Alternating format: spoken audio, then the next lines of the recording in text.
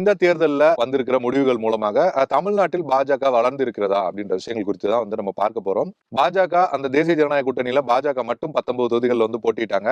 பாஜக தவிர 4 மற்ற கட்சிகளோட தலைவர்கள் வந்து பாஜக சின்னமான தாமரை சின்னத்துல வந்து போட்டிட்டாங்க. அப்படின்னு ஒட்டுமொத்தமாக ஒரு 23 தொகுதிகளில் வந்து தாமரை சின்னத்துல வந்து இந்த முறை வந்து போட்டிட்டு இருக்காங்க. அதன் மூலமா நம்ம பார்த்தோம் அப்படின்னா கிட்டத்தட்ட வந்து 11% வாக்குகள் அப்படின்றது அந்த பாஜக சின்னத்துக்கு வந்து தாமரை சின்னத்துக்கு வந்து கிடைச்சிருக்கு.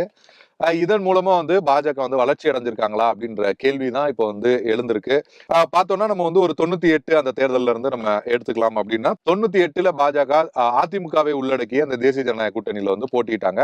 அதுல வந்து 5 தொகுதிகளை போட்டியிட்டு 3 தொகுதிகளை வந்து வெற்றி பெற்றாங்க. அப்போ வந்து பாஜகவோட வாக்கு சதவீதம் வந்து 6.8 அப்படின்ற அளவுல இருந்திருக்கு. அதுக்கு பிறகு 99ல திமுக உள்ளடக்கிய தேசிய ஜனநாயக கூட்டணி 6 இடங்கள்ல போட்டியிட்டு 4 இடங்கள்ல வெற்றி பெற்றிருக்காங்க. அப்போதும் 7% வாக்குகள் அப்படிங்கிறது கிடைச்சிருக்கு.